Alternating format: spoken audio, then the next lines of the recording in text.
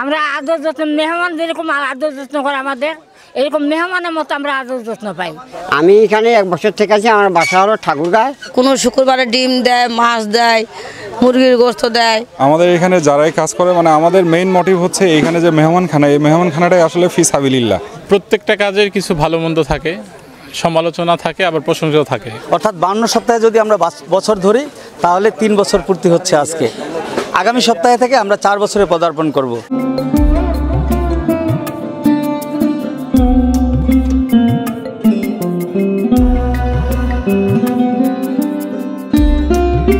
থেকে ভিক্ষা করতে আমি ঠাকুরগাঁওছি, এই বালেরাঙ্গিয়েছি। আল্লাহ যেই খাওয়াচ্ছে তাই আল্লাহর কাছে লাখ লাখ শুকুর। যে আমাদেরকে সাহায্য করছে তাকেও আল্লাহকে ভালো রাখো। তখন আমরা যখন এই মেহমানখানা খাওয়া ছিল না, তখন আমরা চা খাইতাম, বিস্কুট খাইতাম, যার বাড়িতে যাইতাম দূর করে খাওয়াইতো। তখন রশিদ বেটা একদিন একদিন আমরা আলাপ করতেছিলাম যে এই কাহিনী, উনি দেখেই তখন এই যে আমাদেরকে খাওয়া শুরু করছে। এই 3 বছর থেকে আমরা আস্তাপুরিকে গোল মাছ খাইকে আমরা বেড়াচ্ছি। আল্লাহ যে মিডিয়ার যেটি পাঠাচ্ছে আল্লাহ তাদের হায়াত রাজ করে, আল্লাহ তাদের কামাইতে বরকত দাও। দীর্ঘদিনে আল্লাহ এই কিয়ামত পর্যন্ত আল্লাহ চলিত থাকুক। আমরা এখানে মাছ খাই, ডিম খাই, তারপরে গোস্ত খাই, আলু ভর্তা, সবজি, সব রকমের জিনিস এখানে খায়। পোলা ভাতও খাওয়ায়, দইও খাওয়ায়, কিছু বাদ দেয়নি। সব জিনিসই আমাদেরকে সুন্দরভাবে খাওয়ায়।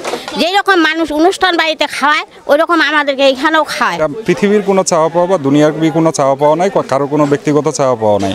সেই সূত্র থেকে যারা এখানে কাজ করে প্রতি সপ্তাহেই বাজার করা থেকে শুরু করে রান্নাবান্না এবং পরিবেশন করা থেকে থালি বাসন মাজা পর্যন্ত এইগুলোই যে টেবিল চেয়ার অ্যারেঞ্জ করা প্রতিদিন সব কিছুই তারা আল্লাহর ওয়াস্তে বিনা পারিশ্রমিকে করে থাকে।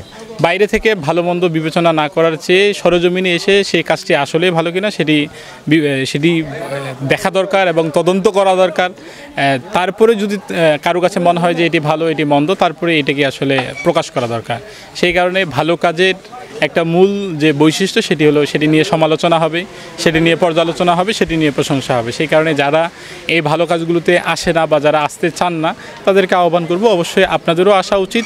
সব কিছু বাইরে সবাইকে আসলে ভালো কাজে অন্তর্ভুক্ত হওয়া দরকার। তারপরে যদি আপনার কাছে মনে হয় যে না এটি কোনোভাবেই ভালো না, সেক্ষেত্রে আপনি সেখান থেকে মানে সাইডে থাকতে পারেন বা আলাদা। তবে আমাদের এই কার্যক্রম চালানোর ক্ষেত্রে আরও অনেক আমাদের অপূর্ণতা রয়েছে। যেমন আমাদের একটা স্ট্রং একটা জায়গার দরকার রয়েছে। আমাদের কিছু ইনস্ট্রুমেন্ট আমাদের এই মেহমানখানায় প্রতি সপ্তাহে 250 থেকে 300 মানুষকে খাওয়ানোর জন্য আরও অনেক ইনস্ট্রুমেন্টের প্রয়োজন রয়েছে। এগুলো আমরা আমি আজকের এর মাধ্যমে উদাত্ত আহ্বান জানাবো, যেসব এলাকার ধনী মানুষ রয়েছেন, উদার মানুষ রয়েছেন, আপনারা এই মেহমানখানায় স্বপ্রণোদিত হয়ে স্বেচ্ছায় আপনারা আমাদের এই কাজগুলির সাথে জড়িত হবেন। হ্যাঁ, মেহমানখানা এখন এটি একটি সার্বজনীন একটি প্রতিষ্ঠানে রূপান্তরিত হয়েছে। আশা রাখি যে বালিয়াডাঙ্গি মেহমানখানায় আমার সহকর্মীরা এভাবেই সহযোগিতা করে যাবেন, কিয়ামত পর্যন্ত এটি যেন জারি থাকে, এটি চলমান থাকে। কারণ এখানে হিন্দুরাও সহযোগিতা করে, এখানে মুসলমানরাও সহযোগিতা করে। এখানে হিন্দুরাও খেতে আসেন, মুসলমানরাও খেতে আসেন। চেয়ারের সংকট রয়েছে, টেবিলের সংকট রয়েছে, প্লেট গ্লাসের সংকট রয়েছে। আমাদের যে রান্নাবান্না হয় এই যে হান্ডি বলি যেটাকে, এটার সংকট রয়েছে।